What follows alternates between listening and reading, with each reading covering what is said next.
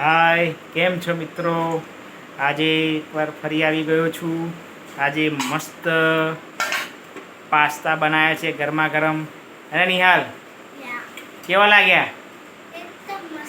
મસ્ત. ગરમ બહુ છે ને? એવું? બરોબર. એકદમ ગરમ ગરમ છે, સરસ. આજે થોડું ઓછું ખાવાની ઈચ્છા હતી કારણ કે બહાર ખાધું છે એટલા માટે. જોઈ લો, તે નહીં ખાધું તો તે શું ખાધું પણ? હા, તો ફ્રેન્કી તો પછી હા, એટલા માટે સરસ આજે પાસ્તા બનાવ્યા છે. એકદમ ગરમ ગરમ છે.